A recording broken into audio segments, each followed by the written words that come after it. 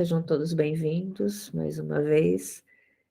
Estamos iniciando nosso 35º encontro de estudo do NEP Alcione, Núcleo de Estudo e Pesquisa do Evangelho, à luz da doutrina espírita, hoje com capítulo 1, versículo 25 da Carta aos Coríntios. Antes de começarmos a fazer uma oração, vamos todos elevar nossos pensamentos, nossos corações, e vamos tentando elevar nosso coração a Jesus, pensar em Jesus. Vamos entrando em contato com a espiritualidade amiga, com os nossos mentores, com os mentores do nosso grupo de estudos. E agradecidos que somos, vamos pedir aqui, humildemente, ao nosso Mestre Jesus, que possa nos inspirar, tornando-nos cada vez mais receptivos para acolher as palavras de seus ensinamentos, as palavras da vida eterna, e que a boa nova estabeleça em nossos corações esperança, amor, paz, fraternidade, solidariedade, nos tornando cada vez melhor, pessoas melhores, pessoas que sentem Jesus pulsar em cada célula do seu corpo. E pedimos ainda que as bênçãos dessa noite possam aquecer o coração de todos que se encontram em situação de rua, pessoas, animais, que possam se sentir acolhidos e aquecidos nesses dias em que as temperaturas estão mais baixas e o corpo necessita de mais calor. Permaneça conosco hoje e sempre, que assim seja, graças a Deus.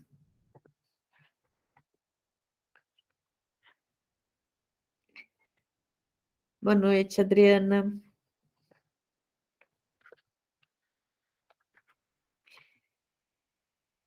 Eu estou com a Bíblia de Jerusalém e com o NapSearch aberto. Vamos fazer a nossa leitura inicial. Boa noite a todos. Eu apertei o botão errado. Boa noite. João, se eu compartilhar, você quer fazer a leitura? Posso fazer sim.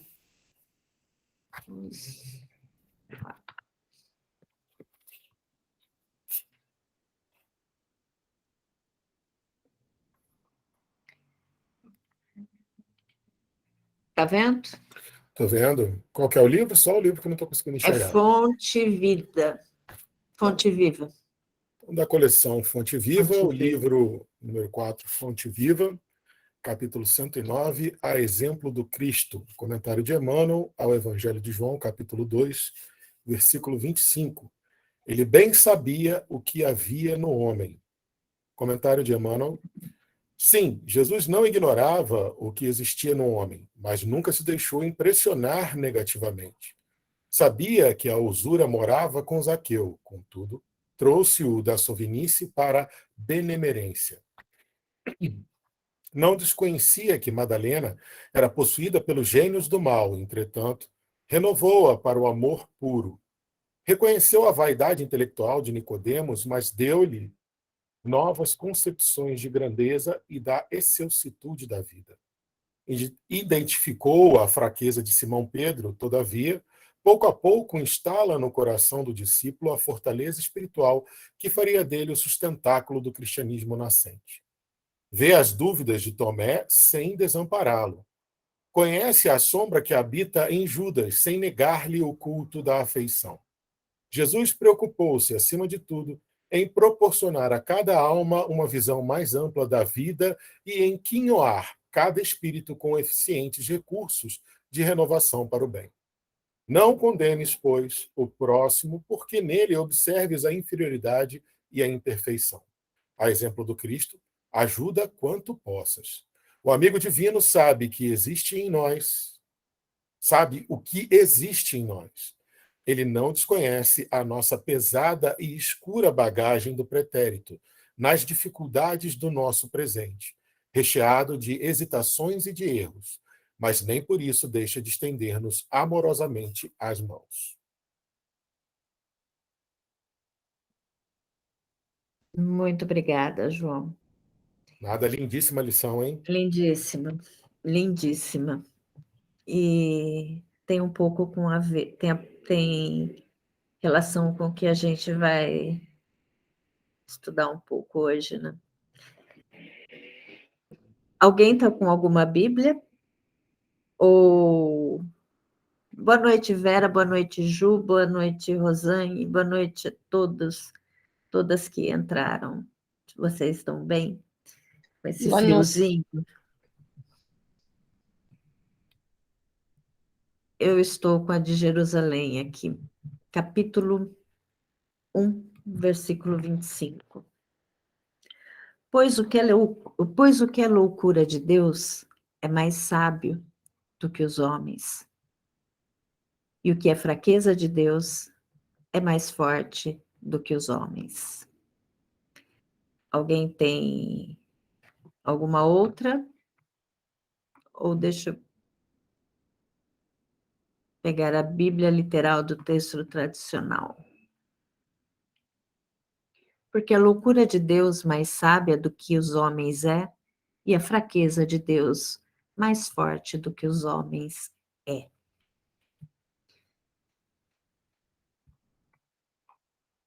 O que será que Paulo quer dizer com isso, né? Boa noite, Liz, minha querida. Boa noite a todas, todos queridos, né? Então, o que será que Paulo quer dizer com este versículo? Que ele fala, de novo, né, da loucura de Deus é mais sábio do que os homens, e o que é fraqueza de Deus é mais forte do que os homens. Cristo, nossa sabedoria, né? Sabedoria de Deus. A gente, ele quer vir, ele vem falando que pregamos um Cristo crucificado, que é força de Deus, sabedoria de Deus. E aí tem essa mensagem da cruz, né? E da salvação pela cruz. Então, qual é o objetivo dessa sabedoria do Cristo, né? Da sabedoria de Deus? E Paulo, em vários versículos, em várias das suas cartas, e outros evangelistas também, eles usam da. Deixa eu parar de compartilhar aqui. Bom, eles usam da antítese, que é esses polos dentro do mesmo versículo, né? E aqui nós temos loucura de um lado, sábio do outro, fraqueza de um lado, a fortaleza forte do outro. Então, Paulo nos traz aqui, já batendo o olho assim nesse versículo, duas antíteses. E outros evangelistas, né? E ele vai fazer uso das antíteses em vários versículos de Coríntios e de outras cartas também. E é interessante quando a gente olha uma antítese assim. Por quê? A antítese são dois polos. Para você entender um, você tem que compreender o outro também. Porque senão você não tem como comparar. Como é que você vai saber? Então ele vem trazendo isso, né? O fraco e o forte. A loucura e a sabedoria. Como que a gente vai pensar numa fortaleza se a gente não compreende a nossa fraqueza, né? Como que a gente vai pensar em sabedoria de Deus se a gente não compreende a sabedoria humana?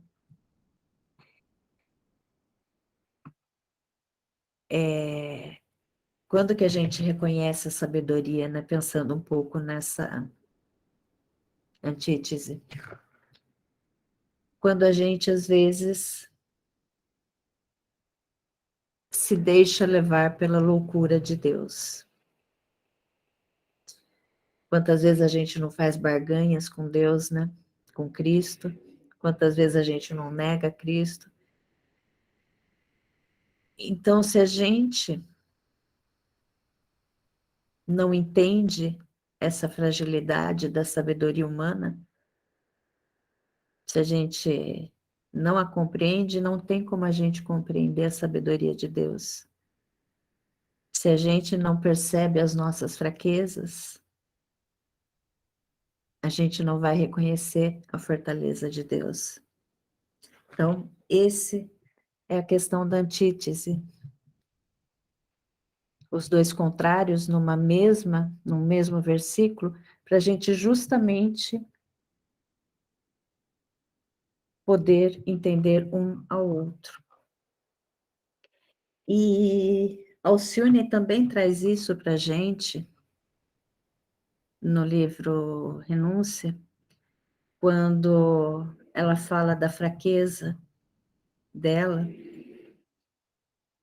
e reconhece também a fortaleza que ela é também.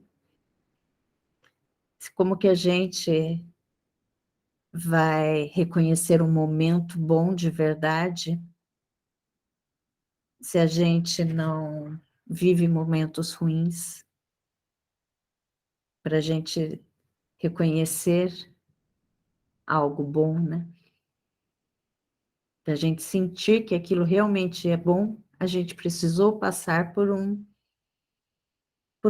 experiências mais difíceis, por momentos ruins, né? Para a gente poder realmente reconhecer. E dentro da fraqueza, a gente reconhece a fortaleza. Dentro da loucura da cruz, da mensagem da cruz, a gente reconhece a sabedoria de Deus. Boa noite, Fátima. Alguém tem alguma coisa a falar por enquanto? Que queira comentar? Bom, tem um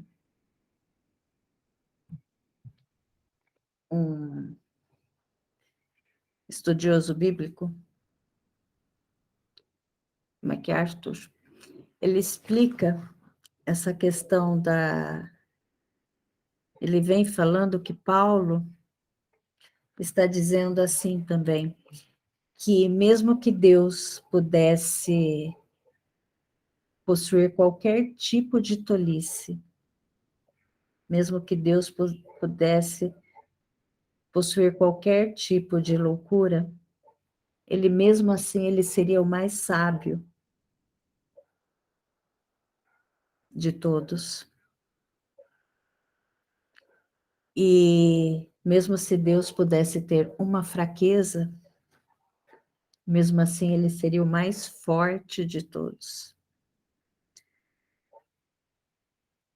E tem um outro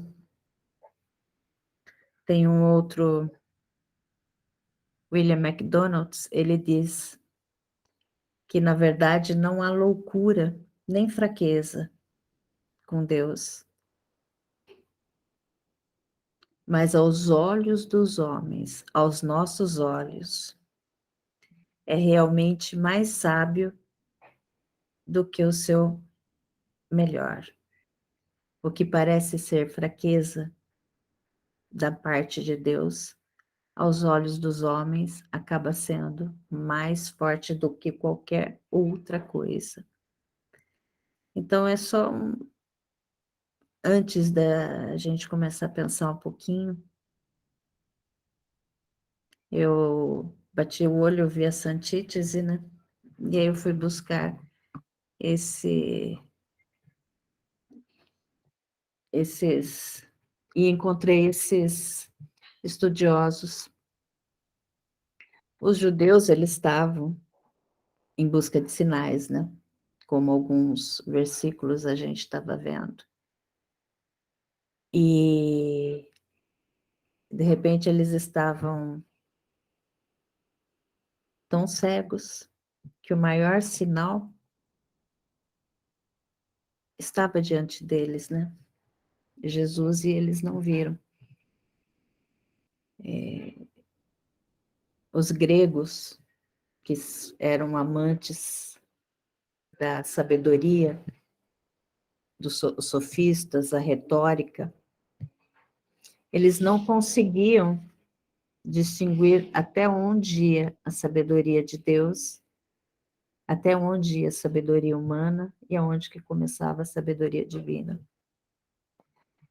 E aí, pensando nessa loucura da mensagem da cruz, o que Paulo vem nos mostrar? Uns esperavam sinais, outros não acreditavam. E aí eu volto com a antítese da loucura. É sábio como a sabedoria de Deus, né? Como a sabedoria do Cristo. E aí pensando também, a gente, pensando nessa fraqueza e na fortaleza de Deus, o que está no meio disso? De um lado a fraqueza e do outro lado a sabedoria. O que está nesse meio?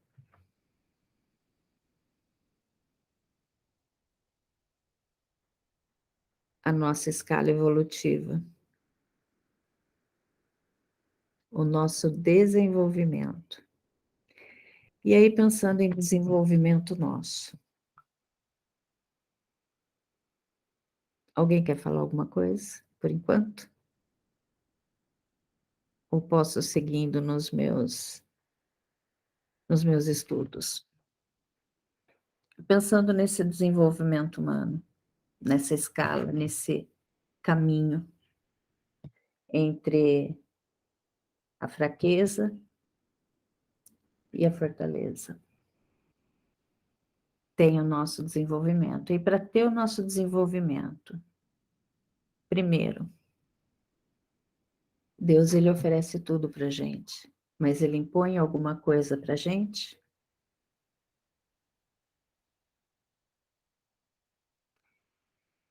O amor não impõe. Cristo não impôs nada. Mas Deus, ele vem, Jesus vem e nos presenteia nos presenteia com as oportunidades que a gente tem a cada respirar, a cada acordar. Com as nossas oportunidades de crescer, de sair dessa fraqueza para chegar até a fortaleza. de sair da loucura para chegar até a sabedoria. Para a gente se aperfeiçoar. Para a gente se aperfeiçoar. A cada respirar, a cada o ar, o nosso corpo, as expiações dolorosas, as expiações que glorificam. E aí eu trago também, hoje eu fui buscar bastante Alcione. Alcione falando, né, no livro Renúncia. Divindade devem ser as mais simples possíveis. Quanto a mim, considero que cada dia é uma oportunidade renovada para o labor de nossa redenção. Resumo as minhas preces, a vigília da manhã, na qual procuro a inspiração do Evangelho ou dos livros que nos suscitam desejos de perfeita união com o Cristo, e ao louvor da noite, quando busco examinar os ensejos de serviço ou testemunhos que o Senhor me facultou. E aí ela finaliza, que a gente fala que o nosso corpo, que também é uma grande oportunidade para o nosso desenvolvimento. E ela vem no livro Alcione, no livro Renúncia Alcione, acreditais que só os braços foram conferidas as atribuições de serviço?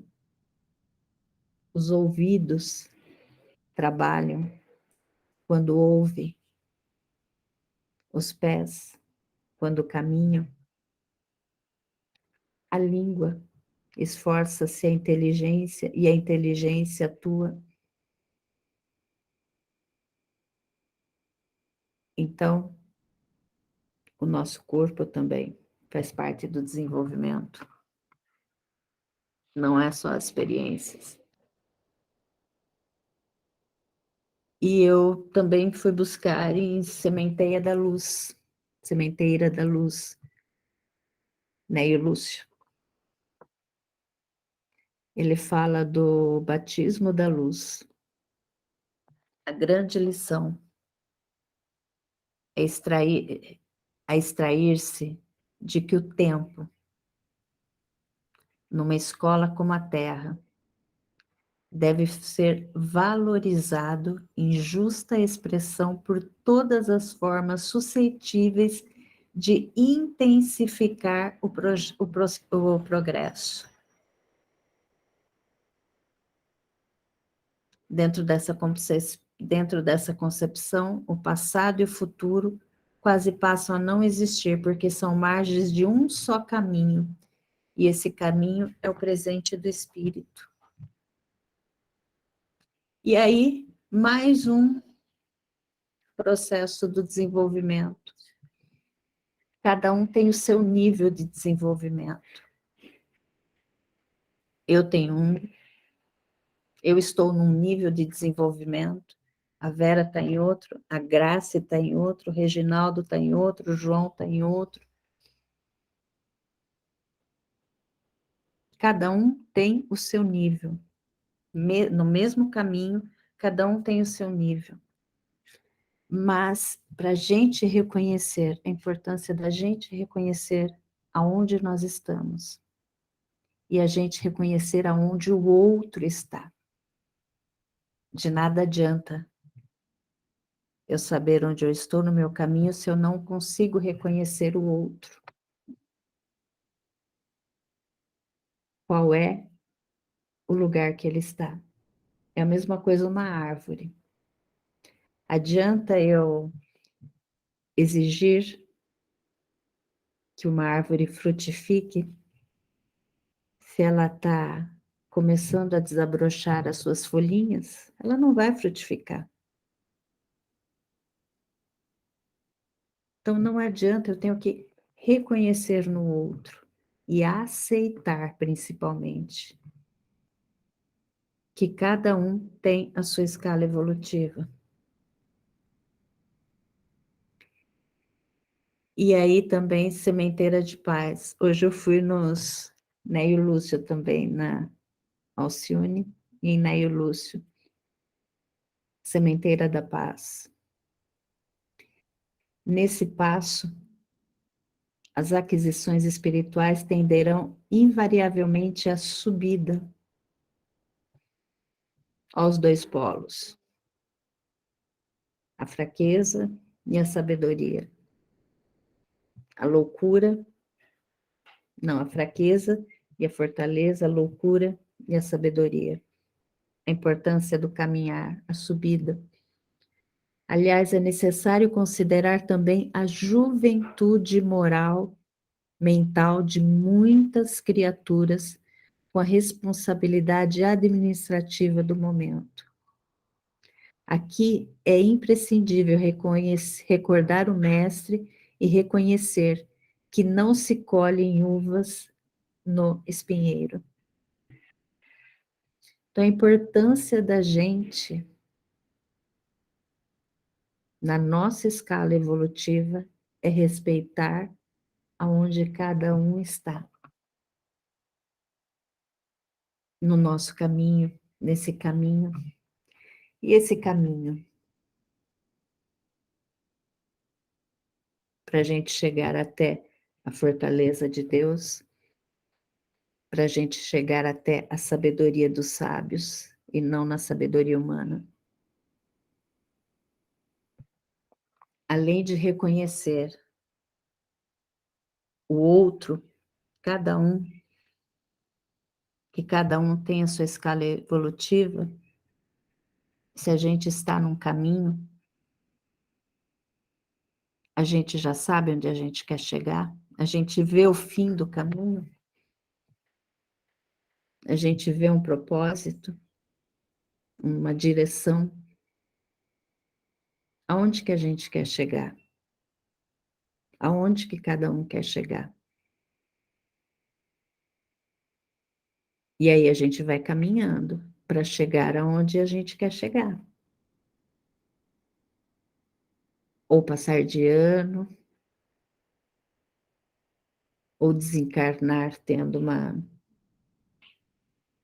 tendo passado por expiações e conseguido extrair belos ensinamentos, mas é caminhando. Muitas vezes a gente precisa ajustar nossos passos, né? Recalcular a rota. E nesse recalcular, a importância da gente caminhar um passo de cada vez e não querer atropelar. Quando a gente corre, se a gente começa a correr, correr, correr e a gente cai durante uma corrida, o que acontece?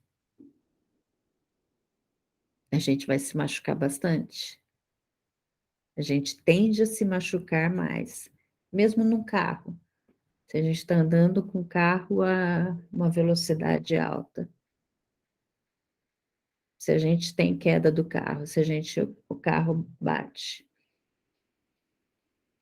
a chance de você machucar quando você está correndo é muito grande.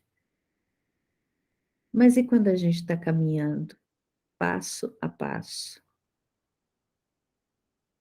e a gente cai? O que acontece? A gente se machuca tanto? Ou o machucado é menor? Onde que eu quero chegar com isso? A nossa vida, ela não é só de realizações. A gente não vai ter somente flores no caminho. E aí a gente avalia o nosso desenvolvimento pelas médias, pela média, se a gente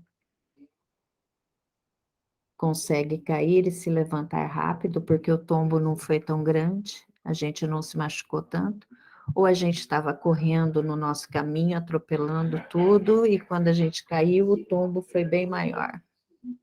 Às vezes a gente sai até rolando, né? Como a gente brinca, né? Às vezes a gente rola tanto que a gente chuta o balde lá longe. Aí a gente tem que correr e buscar, né? Mas se a gente está andando devagar, dando um passo de cada vez, a gente não. O balde não fica tão longe. E aí eu também, outra de Neio Lúcio, na colheita do bem. Quando ultrapassamos as linhas da evolução iniciante, quando a gente começa a ultrapassar as evoluções, quando, quando vencemos o ABC do raciocínio,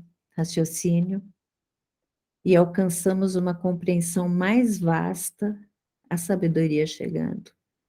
Não voltamos à carne sem um programa que representa incontestavelmente a espinha dorsal de nossa tarefa. Olha lá. Quanto mais a gente evolui, quando a gente vai vencendo o ABC do raciocínio, a gente não volta à carne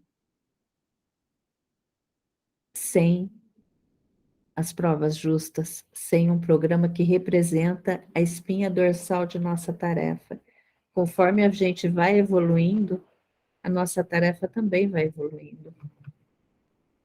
E aí ele ainda fala: enquanto jornadeei na terra, eu acho tão bonito, eu já ouvi tantas pessoas falando estou jornadeando na terra. Só encontrava a escola à frente do olhar. Observava os imperativos da instrução pública ou particular em todos os caminhos, e não me arrependo de haver atendido a voz, ao ouvir que a gente andou falando tantos na semana passada, a voz que falava em meu coração, até o fim da etapa. Digo etapa porque voltaremos à lavoura começada. A gente colhendo os frutos que a gente vai plantando, as sementinhas. Quanto mais aprimorado o começo, melhor a continuação. Só que nesse caminho, por favor, alguém quer falar alguma coisa? Tem alguma contribuição? Ou estudou por outro lado? Por favor, interrompa.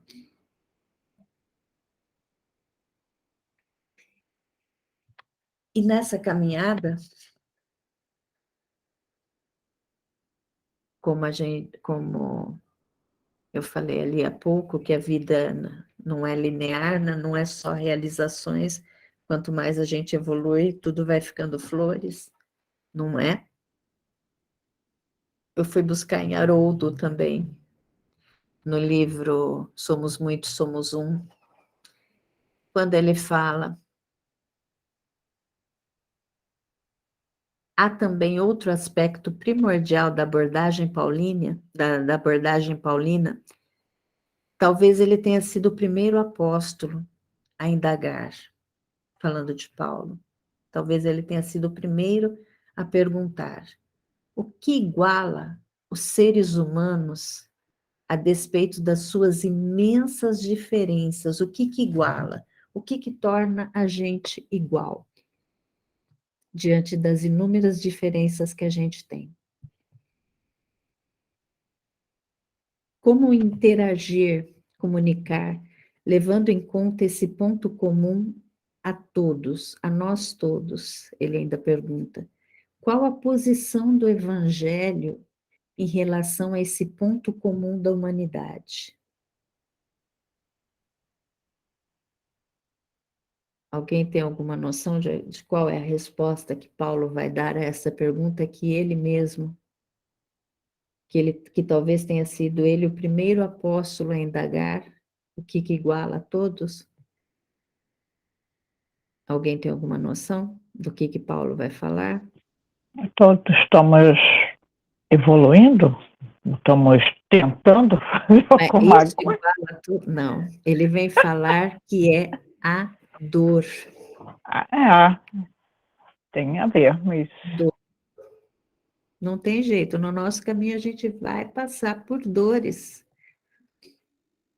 Tem o livro de Leon Denis, né?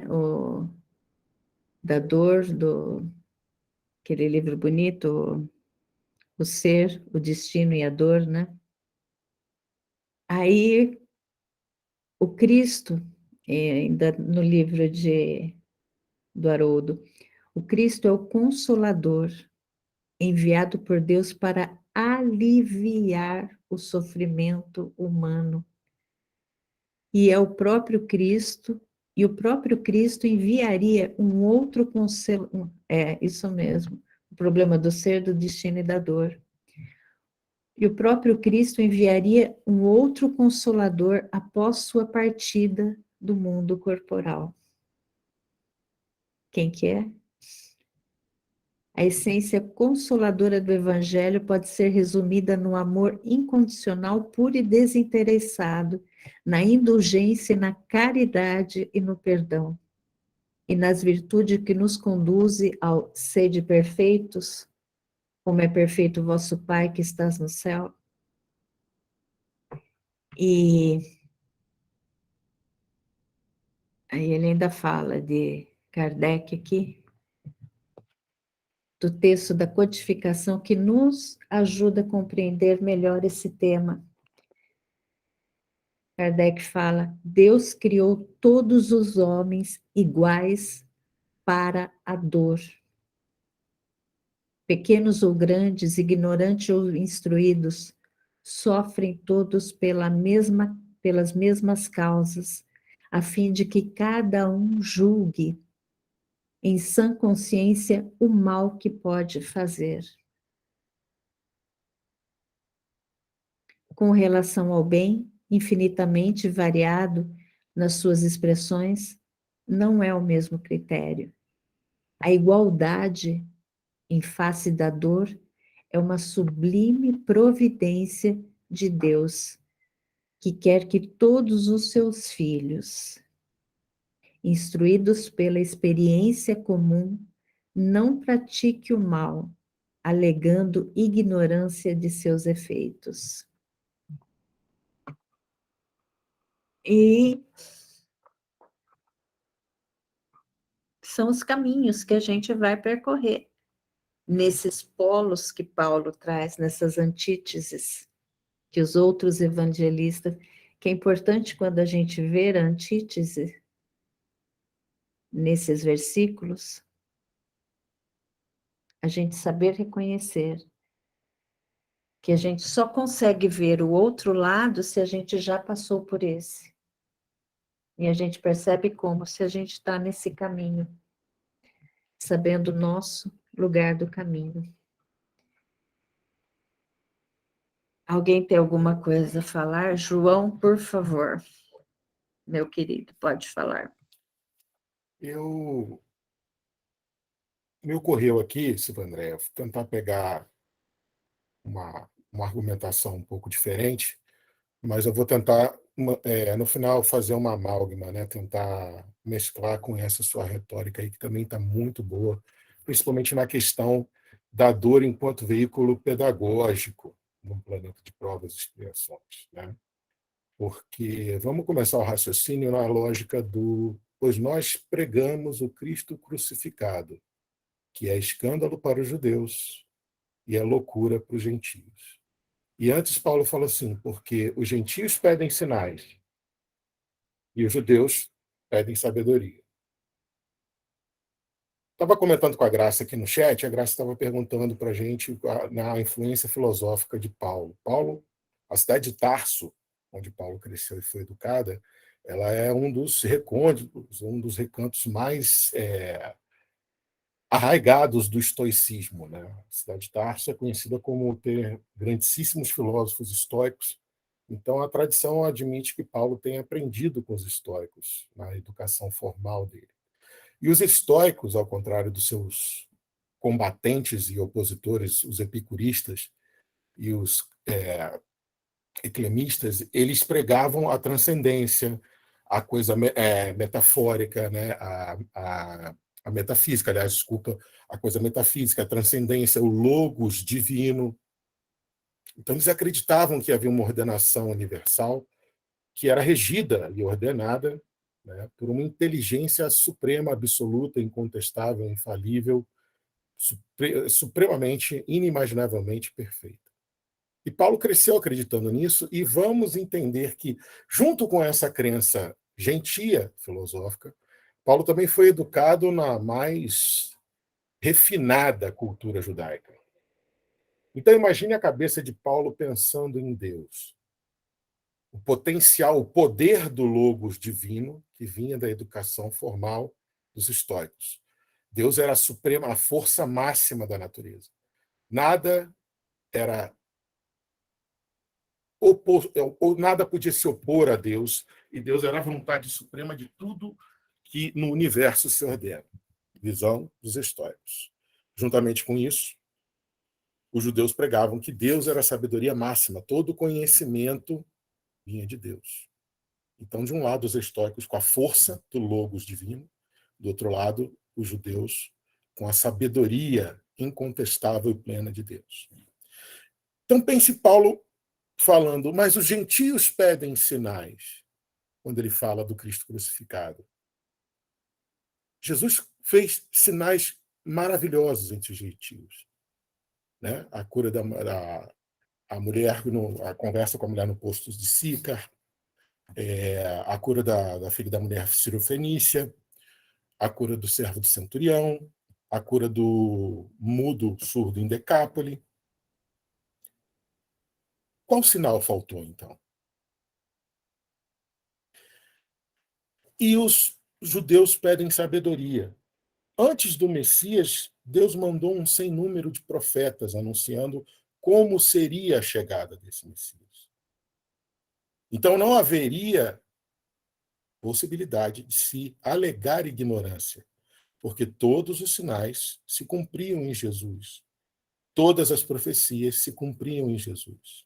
Mas é muito fácil para a gente hoje, no tempo presente, com a carga das dores, das reencarnações sucessivas que nós obtivemos desde a época do advento do Cristo, e com o aprendizado trazido por essas dores, é muito fácil para a gente hoje admitir que o Cristo crucificado nem é loucura, nem é fraqueza.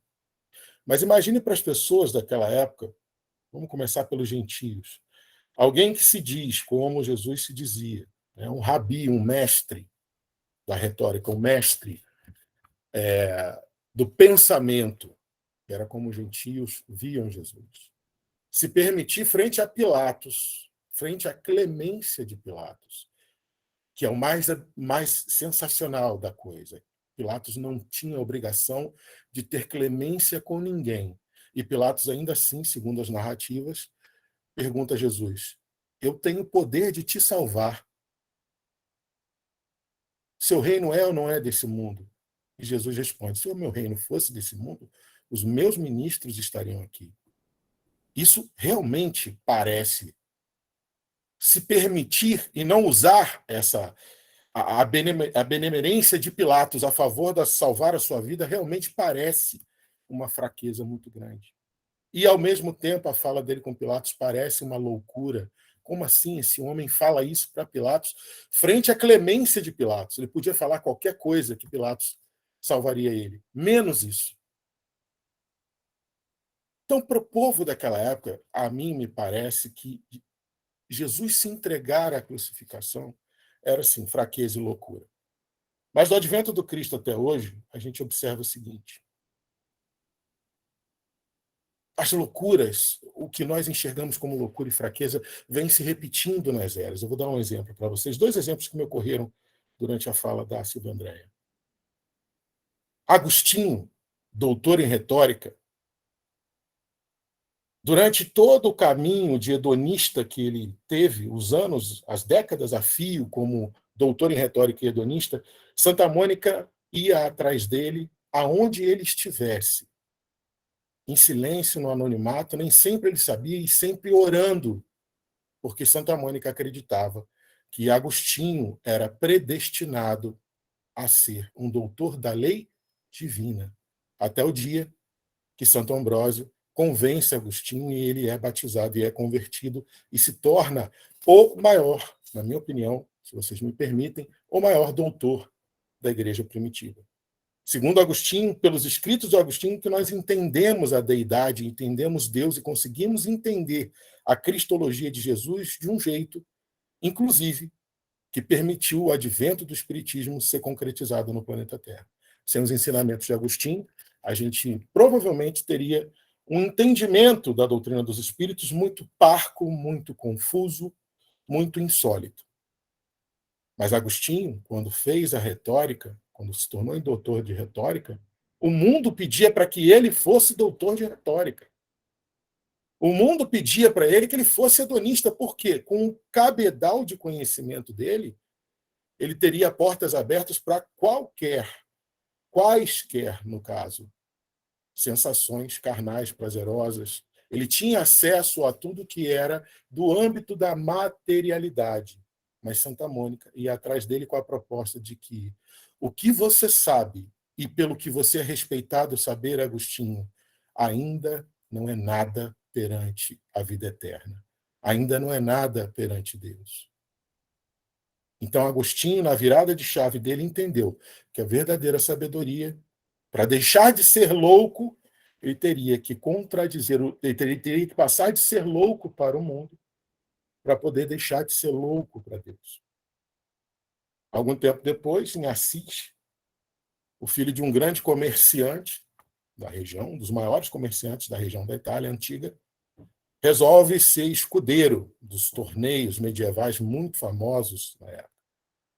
De nome Francisco, ele resolve acompanhar os grandes cavaleiros, com o sonho de ser um dia um grande cavaleiro também, medieval, das disputas dos grandes reinos antigos. Mas Francisco, certa vez, na igreja de Assis, ouviu um chamado diretamente de Deus que dizia: Francisco, regenerai a minha igreja, reconstruir a minha igreja.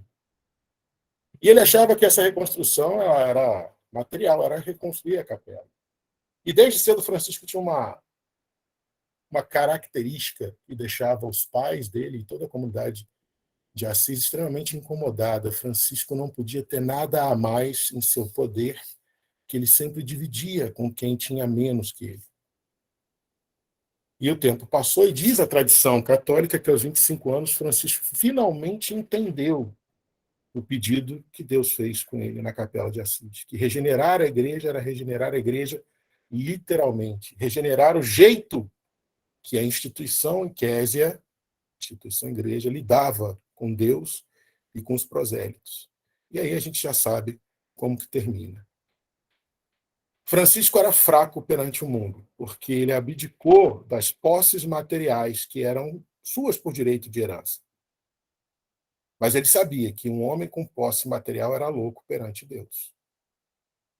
E por isso, ele preferiu, numa virada de chave tal qual Agostinho, decidir ser louco e fraco perante o mundo, para que o mundo que se descortinava frente à promessa de uma vida eterna lhe fosse mais forte e intelectivo. Que ele pudesse ser forte exatamente nesse mundo que era o mundo ao qual ele era chamado. Trazendo para a França, iluminista do início do século XIX. Vocês conseguem imaginar o quanto que as ideias codificadas por Allan Kardec, e é necessário que a gente entenda, e eu gosto sempre de frisar isso, que é uma das coisas que mais me abisma e me faz admirar o Hippolyte Léon Denisard Rivail, professor Rivail, é que ele foi o primeiro cientista com o qual eu tive contato de todos que eu já pesquisei na minha vida que conseguiu fazer um método científico chamado revisão integrativa de literatura. Hoje é um delineamento de método científico aprimoradíssimo, requintatíssimo, Acima desse método só existe um método para você dar veracidade a qualquer fato científico, que se chama meta-análise. Abaixo da meta-análise, que é o método científico definitivo, se você provar por meta-análise a verdade que você prova fica incontestável, abaixo dele é a revisão integrativa de literatura. Em uma época que ninguém imaginava fazer isso, Kardec conseguiu elaborar 1019 perguntas e respostas a partir de compilados de ideias semelhantes de textos diferentes. Isso, em termos científicos, é genial. E mesmo assim, na Europa extremamente cientificista, mas também extremamente materialista da época, Kardec passa por louco. Quando ele usa o dinheiro angariado pelo best-seller, que foi o Livro dos Espíritos, porque é necessário que a gente entenda que o Livro dos Espíritos foi um best-seller e a venda do Livro dos Espíritos, dentre outras coisas, permitiu Kardec fazer as viagens espíritas. Permitiu Kardec sustentar e colaborar com a formação de vários centros de pesquisa psicológica e espírita, hoje chamados de centros espíritas. E até hoje, na Europa, se você for visitar a antiga livraria do Senhor Diderot, você vai ver lá resquícios muito parcos dessa grande mente, desse cérebro extremo de sabedoria que foi Kardec, porque o mundo até hoje enxerga ele como fraco. E aí eu pergunto para vocês, para encerrar a minha fala, quantas loucuras do mundo a gente tem abraçado em detrimento do chamamento da sabedoria divina? E quantas fortalezas espirituais a gente tem deixado de construir em nós, porque o chamado do mundo nos parece ainda mais satisfatório ou mais garantido. Assim como Agostinho, Francisco e Kardec, que foram os exemplos que a gente conseguiu trazer para esse argumento nosso, a grande virada de chave deles foi quando eles perceberam que, realmente, ainda que houvesse uma menor estultice, uma menor loucura em Deus, essa menor loucura ainda seria infinitamente mais sábia do que o mais sábio dos homens. E se pudesse haver qualquer nesga, resquício, menção, vislumbre de fraqueza no logos divino, na deidade, em Deus, essa nesga, esse vislumbre ainda seria infinitamente mais forte do que o mais forte dos homens. E aí eu deixo vocês com essa seguinte provocação. O que será que em mim falta para que eu tenha essa grande virada de chave, que foi o que transformou Agostinho em Agostinho, Francisco em São Francisco de Assis e Kardec em Allan Kardec?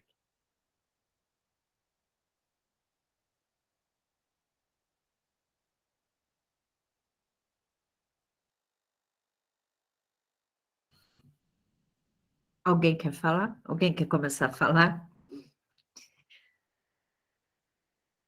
Eu acredito que, bom, Adriana, minha querida. Ei, boa noite a todos. Tá dando para ouvir? Conseguem ouvir? Sim, Tá. estamos ouvindo perfeitamente, minha querida. Tá joia.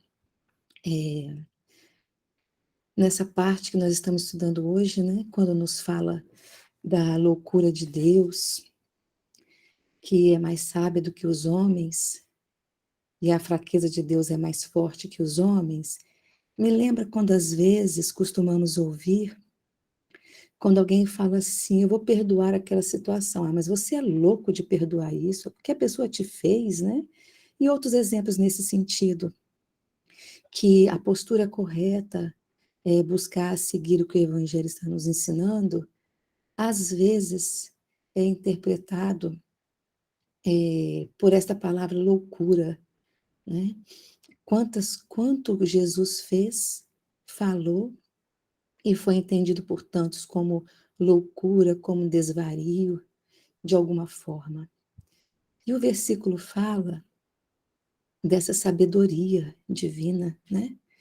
Que ainda não conquistamos sabedoria de filhos de Deus em praticamente tudo, né? E a sabedoria, quando ela surge na criatura, e vamos pegar o exemplo maior, que é o Senhor Jesus, ele vem nos mostrar desse contato muito próximo e muito íntimo dele com a realidade da vida.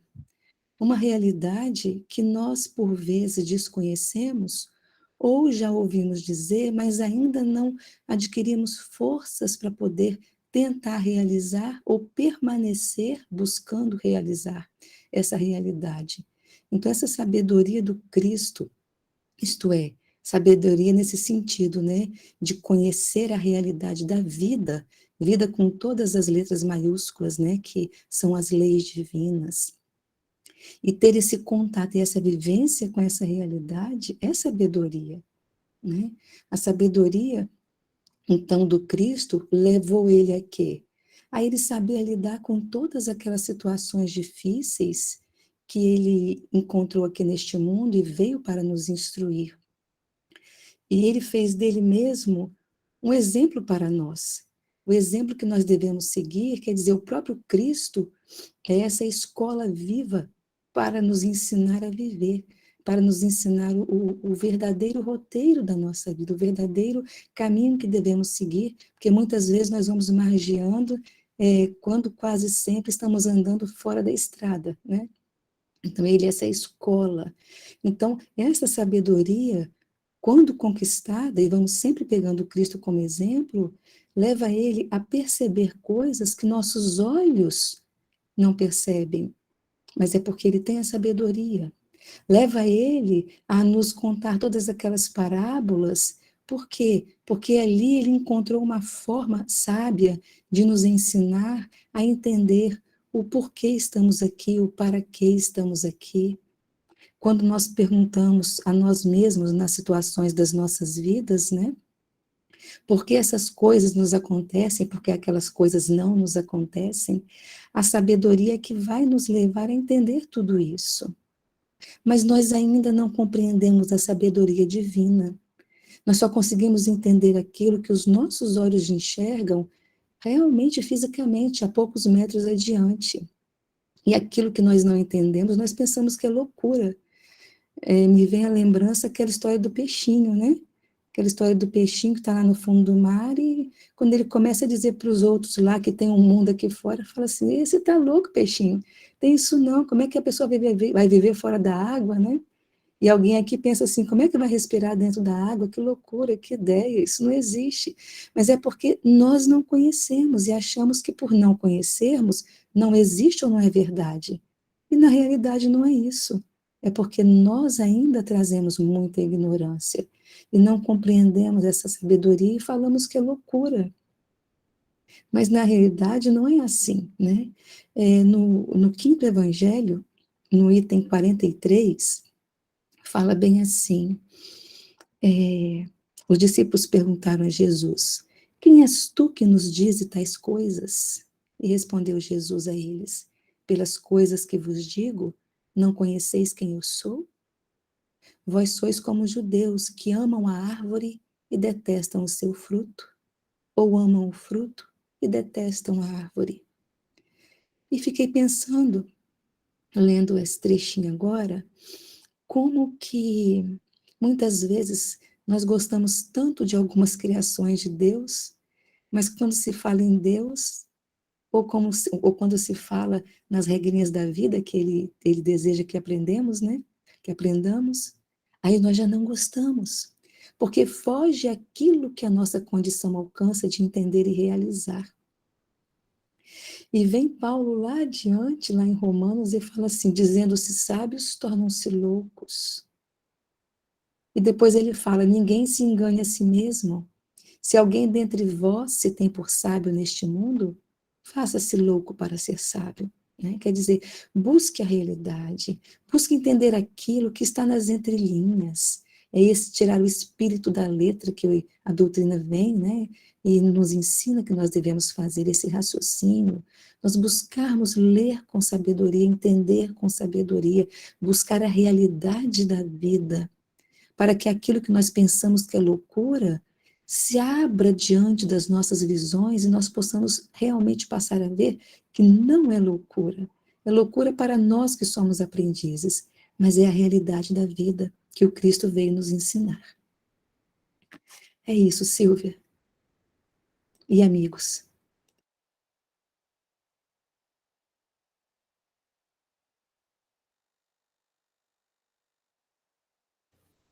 Mais alguém quer dar sua contribuição, suas reflexões, seus estudos?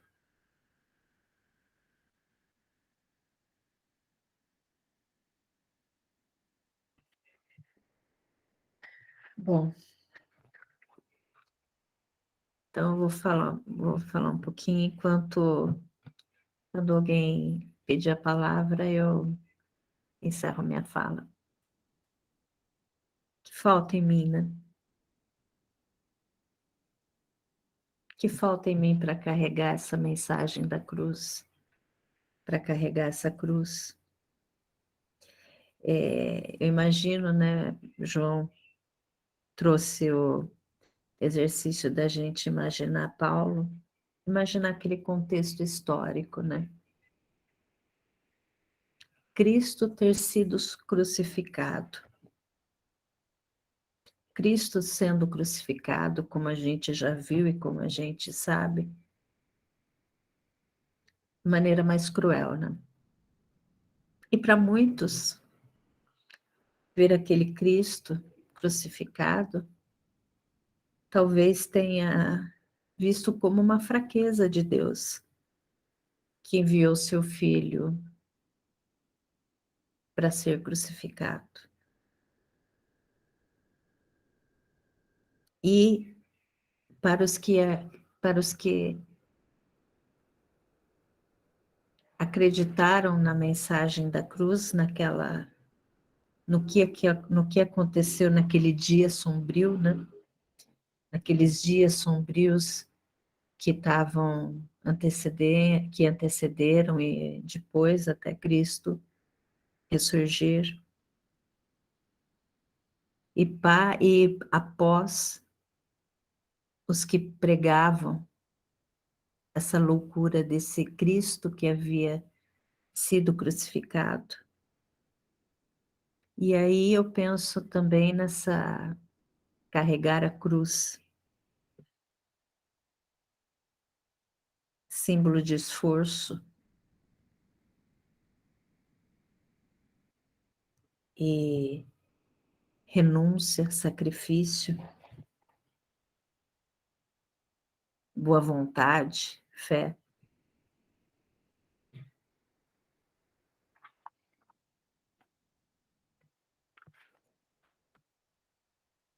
Então, e os sinais que nunca eram suficientes para aqueles que não acreditavam, né? E há de se aprender a viver nisso, né? Nessas loucuras entre essas da mensagem da cruz. E o que cabe a nós? Não desanimar. Cabe a nós cultivar no nosso coração a semente do amor, acender a luz da esperança, da paz, da união, para que a gente consiga carregar essa mensagem da cruz.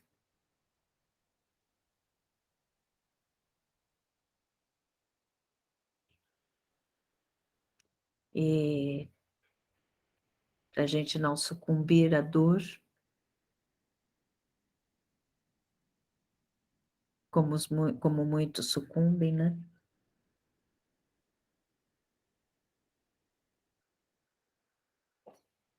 Não nos deixar levar pelas recordações tristes e sim pela alegria, pela boa vontade, pelas oportunidades.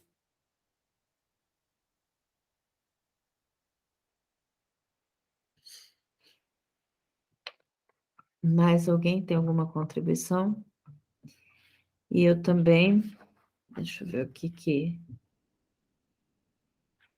em relação quando João estava falando sobre Pilatos, né, e sobre João, e quando Pilatos pergunta a Jesus, e Jesus poderia se salvar ali, né? E ele permanece em silêncio. O silêncio é a sabedoria de Deus, né? E não foi um símbolo de fraqueza. Sabedoria de Deus, o silêncio. E o silêncio me remete aos desertos também. Como a gente aprende nos desertos, né? Como a gente aprende nos desertos, Jesus foi para o deserto. Paulo ficou no deserto. E qual que é o objetivo desse deserto, né? Mudar. Depende da nossa habilidade de mergulhar fundo dentro desse deserto. Esse deserto é nós mesmos, dentro do nosso deserto. De modo que a gente consiga conhecer cada vez mais a nós mesmos, o suficiente para ouvir a voz de dentro. E o deserto, ele sempre nos remete a um rito de passagem, né? Para o surgimento de uma nova criatura. E Paulo, ele, quando ele vem falar, porque a loucura de Deus é mais sábia do que os homens, e a fraqueza de Deus mais forte do que os homens, ele vem reafirmar aos irmãos de Corinto que essa mensagem da cruz, que é o renascimento, né? O batismo de luz, que é a oportunidade, aprender com as oportunidades.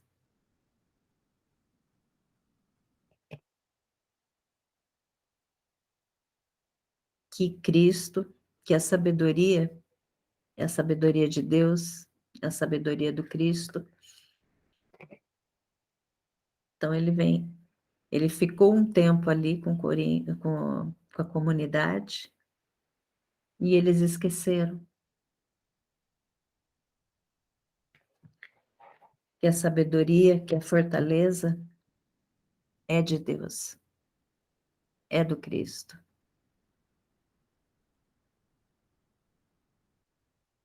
Mais alguém tem alguma contribuição? Deixa eu ver se eu anotei mais alguma coisa enquanto vocês foram falando.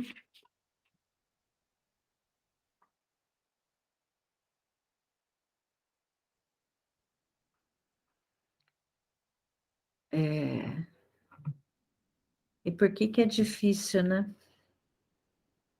Melhorar a nossa vida em vários aspectos, né? Relacionamento com o nosso irmão, relacionamento com o nosso cônjuge, no lar, no trabalho.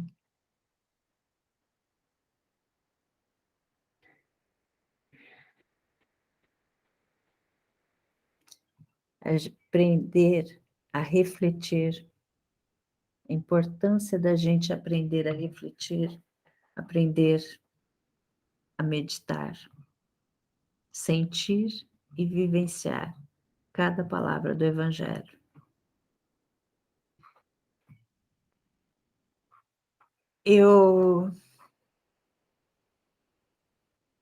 Nas lições inigualáveis do Evangelho de Jesus, vamos encontrar o antídoto de todos os males que destroem as vidas. que se deixam levar pelo pessimismo e pela lamentação. O amor. O amor, ele acaba vencendo tudo, todas as barreiras. Isso está em Olhar e as Percepções da Alma, de Lucy Dias Ramos, que eu gosto muito dela também. E tem uma... Deixa eu ver, eu tinha aberto nele. Fraquezas. Livro de respostas de Chico Xavier. Realmente, quando as fraquezas de companheiros determinados surgem, porque a gente... O que acontece quando a gente fica fraco? Quando a gente se sente na fraqueza, dificuldade, inquietações. Entretanto, quando isso aconteça, não te aflijas, continue trabalhando e servindo. Não ouvide que todas as ilusões e fragilidades terminam destruídas por si mesma. Trabalhar, servir. Levar a boa nova. Levar a mensagem da cruz.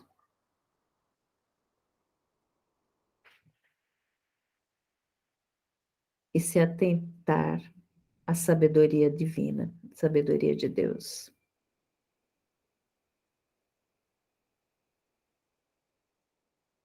Estamos no nosso horário. Alguém tem uma última contribuição?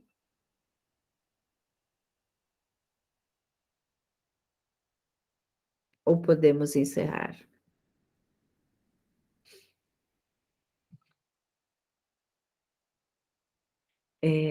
O próximo versículo. Porque vós vedes o vosso chamamento, ó irmãos, que não muito de vós sois sábios segundo a carne, nem muito sois poderosos, nem muito sois de nobre nascimento. Gratidão por mais um dia de estudo.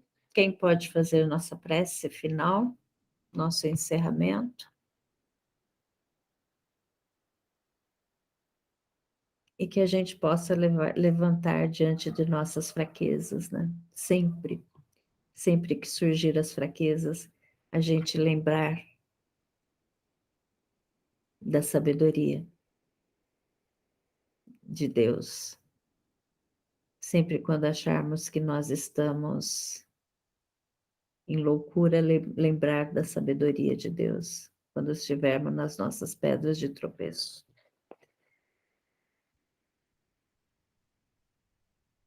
Alguém para fazer a prece final?